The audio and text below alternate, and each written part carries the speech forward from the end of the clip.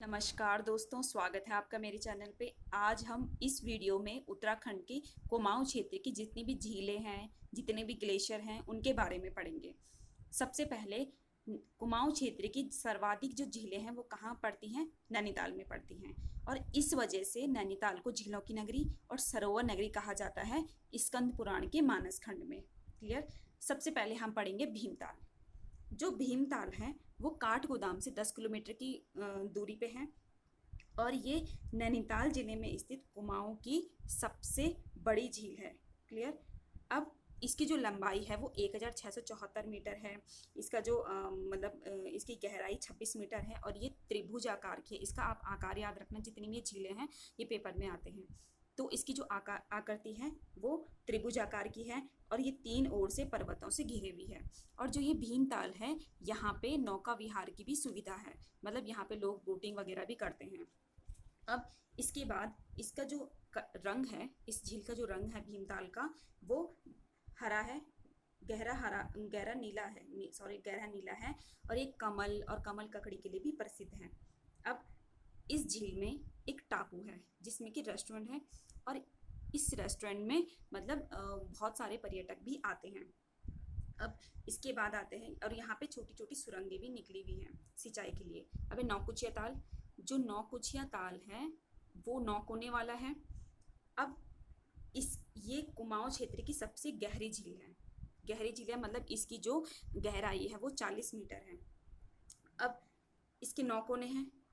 ये पक्षियों के प्रवास के लिए बहुत महत्वपूर्ण माना जाता है और यहाँ पे विदेशी पक्षी भी प्रवास के लिए आते हैं।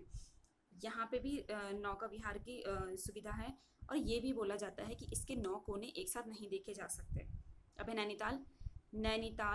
जो नैनीताल झील है वो नैनीताल के मध्य में स्थित है और कटोरी नुमा झील है। क्लियर।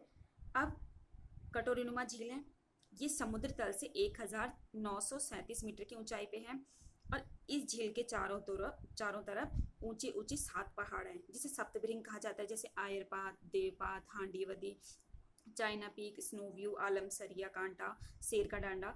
इनमें से सबसे ऊंची जो है वो चाइना पीक या चीना पीक है। क्लियर। अब एक और चीज याद रखनी है आपको, इसके दक्षिण पूर्व में बालिया नदी निकलती है और इस झील के बीच में छोटी सी चट्टान है जो इसको 2 भागों में बांटती है। उत्तरी भाग को मल्लीताल कहते हैं और दक्षिणी भाग को तल्लीताल कहते हैं। क्लियर।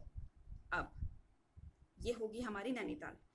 पर यहाँ पे एक मान्यता भी है कि इस झील में शिव की पत्नी सती जी के अश्रु से इस झील का निर्माण हुआ और उनके नयन गिरने से इस यहाँ पे नैना देवी शक्तिपीठ मंदिर की स्थापना हुई। इस कारण इस नगर का नाम क्या है? नैनीताल। इसकी खोज 1841 में शाहजहाँपुर के सीपी बैरन ने करी थी। इसके बाद है सात ताल। जो सात ताल है वो कुमाऊं क्षेत्र का सबसे बड़ा ताल है, सबसे रमणीक है, सबसे यहाँ पे बहुत सारे पर्यटक भी आते हैं। यहाँ पे पहले 7 झीलें थी जो कि वर्तमान में कई झीलें इसमें सूख चुकी हैं। इसमें प्रमुख थी नल, दमयंती ताल, गरुड़, पन्ना, पूर्ण ताल, लक्ष्मण व राम सीता ताल, ये सब प्रमुख थी यहाँ पे। अब यहाँ से ये नैनीताल से आने वाली वालियागाड़ नदी के माध्यम से इन तालों का जल गौला नदी में चला जाता है। 7 ताल हो गई। इस क्षेत्र में एक जनश्रुति है कि ये जो 7 ताल है यहाँ पे इसका जो नल दमयंती ताल है वहाँ पे मछलियाँ नहीं पकड़ी जाती। ये आपको लोगों को ध्यान रखना है। इसके 5 कोने हैं और इस झील की आकृति अश्वखुर के समान है और इसकी गहराई 19 किलोमीटर है। अब खुरपा ताल भी नैनीताल कालाढूंगी मार्ग पे है। एक और चीज आपको इसमें याद रखनी, खुरपा ताल में इसका जो जल है वो गहरा हरा है। इसकी आकृति जानवर की खुर के समान है और इसकी चारों ओर सीढ़ीनुमा खेत भी है। इसके बाद आते हैं उधम सिंह नगर के द्रोण सागर पे। जो द्रोण सागर है ये आपको ध्यान रखना है, द्रोण सागर उधम सिंह नगर के काशीपुर में है। ये काशीपुर से 2 किलोमीटर की दूरी पे है और इस ताल के पास गुरु द्रोण ने अपने शिष्यों को धनुर्विद्या की दीक्षा दी थी। यहाँ पे गुरु द्रोण की एक भव्य प्रतिमा भी है और ऐतिहासिक व धार्मिक दृष्टि से इस ताल का बहुत महत्व है। इसके बाद आते हैं गिरिताल। ये भी काशीपुर के आसपास है, काशीपुर रामनगर के पास है। यहाँ पे चामुंडा देवी, संतोषी माता और नागनाथ, मनसा देवी, इन सारे मतलब मंदिर स्थित हैं। अब है चंपावत के ताल। सबसे पहले आता है झिलमिल ताल। जो झिलमिल ताल है उससे आपको एक चीज़ याद रखनी है, इसकी आकृति गोल है और ये इसका जो रंग है, इसका जो जल का रंग है वो नीला है। एक और चीज़, अरे टनकपुर ब्रह्मदेव के मार्ग पे है। इसके बाद श्यामला ताल। जो श्यामला ताल है ये श्याम रंग का है और ये ऊंची नीची पर्वतमालाओं और सीढ़ीदार खेतों से भी घिरा हुआ है। यहाँ पे सफ़ेद कमल मतलब सफ़ेद पुष्प भी पाए जाते हैं, सफ़ेद कमल भी पाए जाते हैं। जो श्यामला ताल है इसके किनारे स्वामी विवेकानंद जी का आश्रम भी है और यहाँ का झूला मेला बहुत प्रसिद्ध है। अब है तड़ाक ताल, अल्मोड़ा। जो तड़ाक ताल है वो अल्मोड़ा के चौखुटिया से 10 किलोमीटर की दूरी पे है। ये 1 किलोमीटर लंबा और आधा किलोमीटर चौड़ा है।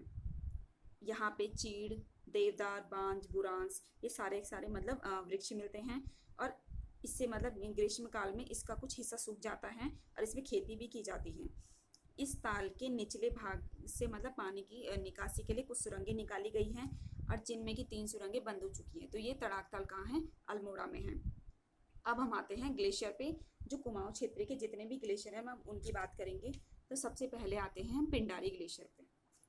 जो पिंडारी ग्लेशियर है वो कुमाऊं मंडल के बागेश्वर में और गढ़वाल मंडल के चमोली से 30 किलोमीटर व 400 मीटर क्षेत्रफल में फैला हुआ है और ये राज्य का दूसरा सबसे बड़ा ग्लेशियर है।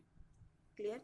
और ये त्रिशूल, नंदा देवी और नंदाकोट शिखर के बीच में है और मार्ग की सुगमता के कारण मतलब यहाँ मतलब आसानी से पहुँचा जा सकता है। यहाँ लोग ट्रैकिंग भी करते हैं।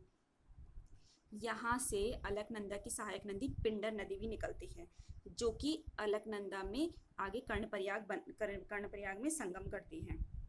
अब यहाँ पे मोनाल पक्षी, कस्तूरी मृग और ब्रह्मा कमल भी पाए जाते हैं। कहाँ पे? पिंडारी ग्लेशियर में।